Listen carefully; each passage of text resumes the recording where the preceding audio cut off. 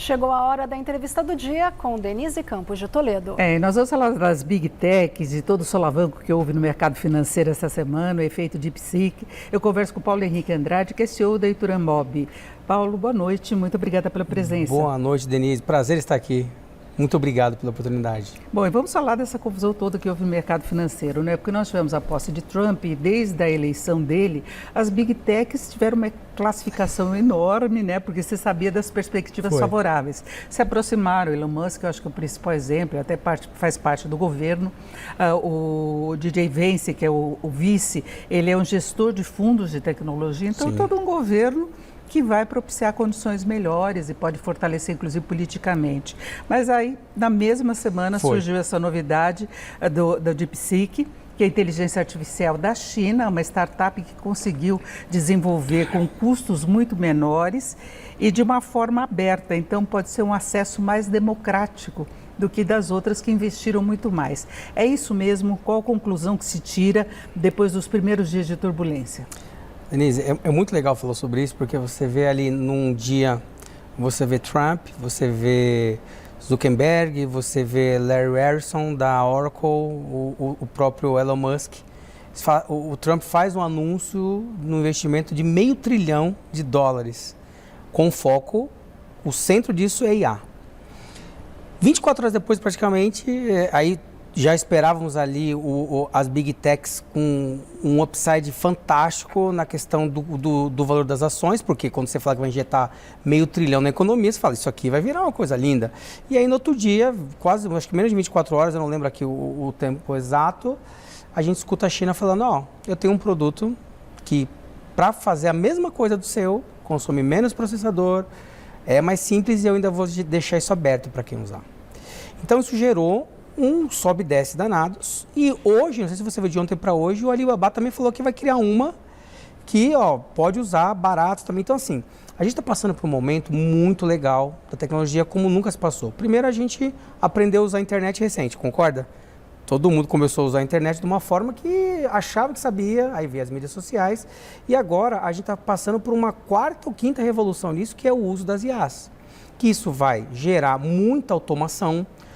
Muita gente que trabalhava de uma forma, ela vai sair do seu emprego para trabalhar em outra coisa, porque a IA vai substituir muita gente, principalmente na questão de atendimento. Hoje, quando você pega as inteligências artificiais, elas estão muito bem treinadas para substituir o ser humano no atendimento, que eu acho que não é ruim. A gente pode pegar todo esse grupo e para fazer outras coisas que também necessitam de mão de obra. Porém, olhando pela prisma das Big Techs, o que é chinesa ou o que é americana, a gente vê essa DeepSeek que foi lançada, nós sabemos que a China cresce muito, ela tem, só que vai ser um IA com uma regulação de um governo chinês. Exatamente. Logo depois desse solavanco aí no mercado, começaram os questionamentos em relação à segurança, à qualidade dos dados, à eficiência, porque antes disso se questionava o TikTok nos Estados Unidos, por exemplo, exatamente por ter acesso a dados dos americanos. Né? E é uma situação que ainda não está resolvida. Né? Biden tinha proibido que a posse continuasse sendo os chineses, e aí se fala, inclusive, da qualidade. Né? Tem um comparativo aí em relação à inteligência artificial, a DeepSeek e outras disponíveis, e se vê uma certa diferença, inclusive ideológica de respostas. Né? Exatamente. Então, assim, eu não estou aqui para falar que o governo chinês é ruim, bom, ou que o americano é certo ou errado. A diferença é que são regulações diferentes. Hoje, por exemplo, nós somos uma empresa aqui que eu represento com capital aberto na Bolsa. Tudo que a gente faz com IA, a gente faz com compliance de uma Bolsa americana, de uma SEC americana. Então, tudo isso vai nos fazer pensar qual que eu uso, a DeepSeek ou o IA lá da OpenAI, que tem compliance, ou uma que também tem compliance, mas tem uma regulação de um governo diferente. Mas eu acho que isso é bom. Sabe por que é bom? Porque numa guerra como essa, todo mundo ganha. Porque para você ter acesso à qualidade de dados, normalmente você teria que pagar mais. Agora, provavelmente, os planejamentos de uma OpenAI já vão mudar, porque tem um cara falando que vai fazer algo... Vai ter que ser baratear para ficar competitivo. Então, assim, no fundo, na minha leitura, não vão surgir só 3 que nem surgiram essa semana, mesmo com o investimento do governo americano. Nós teremos outras e vão vir mais, o que é bom. E eu costumo fazer um paralelo a isso a vários momentos de internet. A gente tinha um Google que dominava tudo, agora o IA já está vindo e está mudando.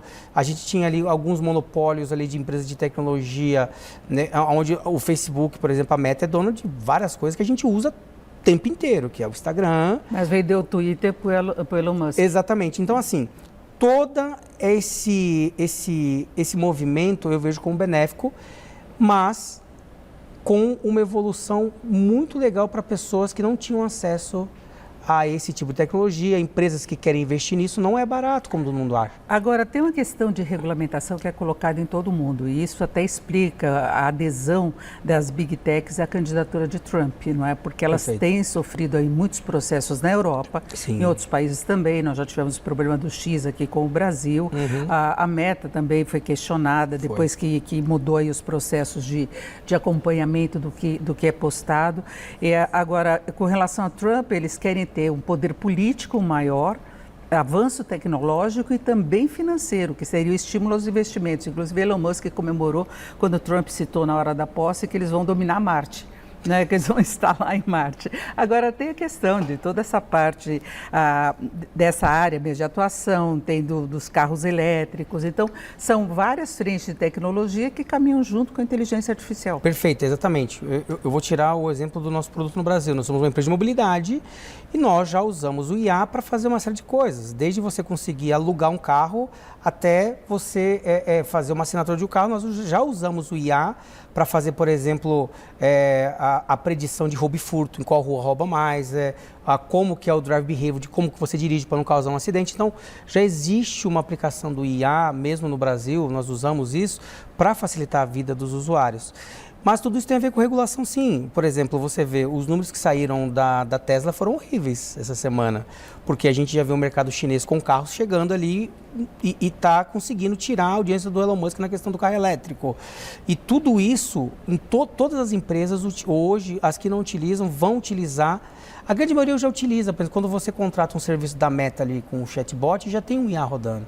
Quando você contrata um Google Ads lá do Google, você já tem um IA rodando ali. Então, superficialmente, nós já usávamos em vários produtos. O que aconteceu agora é que você consegue desenvolver produtos para você em cima de uma IA, né? Com uma inteligência bem regenerativa.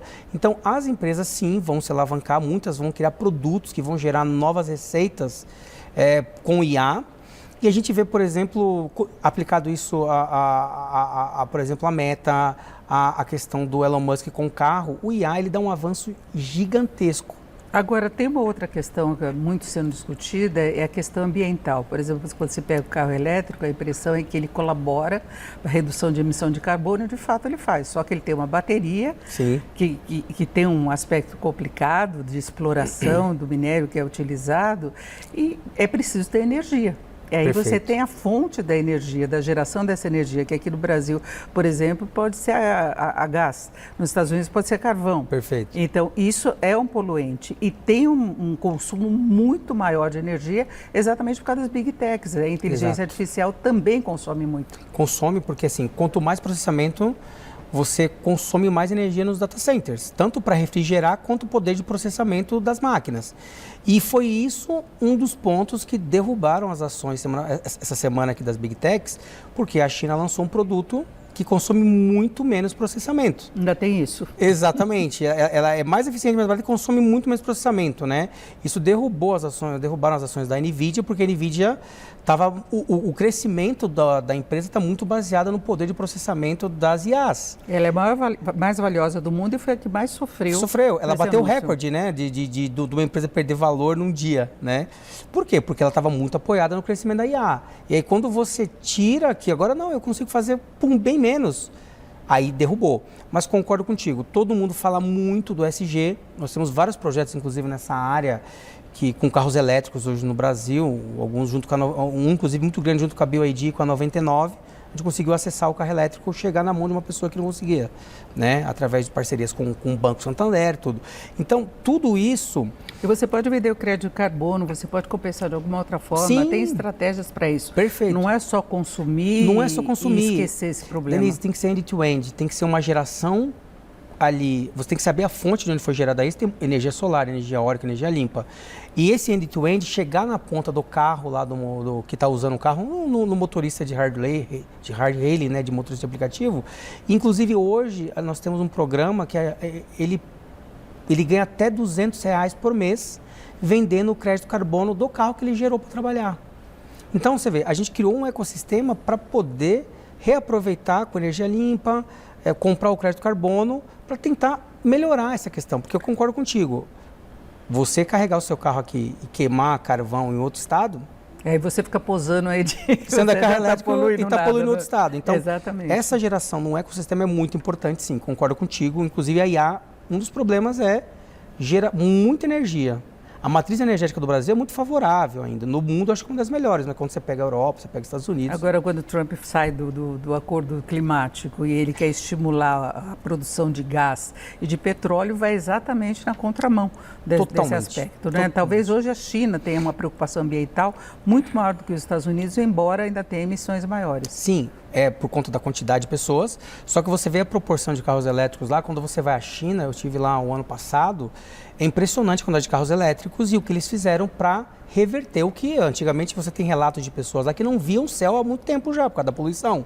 Então, a descarbonização em um país como a China foi assim, não era uma questão de luxo, tinha que ser feito. Para sobreviver. Para sobreviver. E isso fortaleceu muito, na minha visão, a indústria chinesa do carro elétrico. Por isso que eles deram esse boom tão grande. É a nós vamos ter muita concorrência em relação a isso. Agora, Paulo, isso coloca um desafio muito grande para os profissionais, sim, né, para as várias categorias, porque pode haver essa substituição. Se questiona, inclusive, o menor uso do raciocínio na medida em que a inteligência artificial pode substituir determinadas profissões. Então, você vai lá, aciona exatamente o que você quer e o serviço sai pronto em relação a isso. E depois, questão de regulamentação, porque a inteligência artificial também pode ser usada em condições negativas, não só do ponto de vista ambiental, mas se fala muito, por exemplo, da utilização em guerras. Sim, sim, sim. A gente tem hoje uma questão que, assim, o ser humano, né, a gente pega essa geração que já nasceu com o celular na mão, né, inclusive tem uma polêmica dos celulares na escola agora, que foi proibido tudo. E hoje é normal você ver as pessoas já não raciocinarem mais e perguntarem tudo ao chat GPT. Exatamente.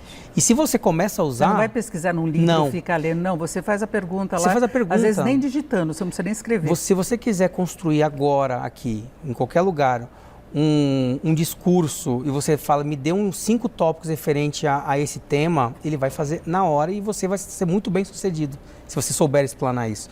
Só que aquela questão do raciocínio, você perdeu. Antigamente, você que é jornalista, economista, você senta, escreve uma pauta, pesquisa. Ele tirou tudo isso. Porém, se eu você... ainda faço isso. Exatamente, você ainda faz, tenho certeza. Porém, se você pegar um chat GPT, eu costumo dizer que quando a pessoa é inteligente, funciona muito melhor. Porque você enriquece tanto ele lá, para outra pessoa que vai usar. O conteúdo lá. O conteúdo lá. E você também, as perguntas que você faz com a sua inteligência, vai ser muito melhor o conteúdo do que uma pessoa que não conhece o que vai fazer. Bom, fica o recado aí para as pessoas não ficarem atrasadas, Sim. não terem restrições ao conhecimento e provavelmente nós vamos ver muitos capítulos dessa concorrência, né? Demais. É um mercado imenso que está se abrindo e crescendo muito. Eu até falei essa semana alguns veículos e eu não me preocuparia com essa questão de que derrubou a NVIDIA, que derrubou tudo, mas que vão vir mais. É isso. Agradeço a presença do Paulo Henrique Andrade, que é CEO da Ituran Mob. Paulo, mais uma vez, obrigado, uma boa noite. Eu que agradeço, muito obrigado. Com vocês.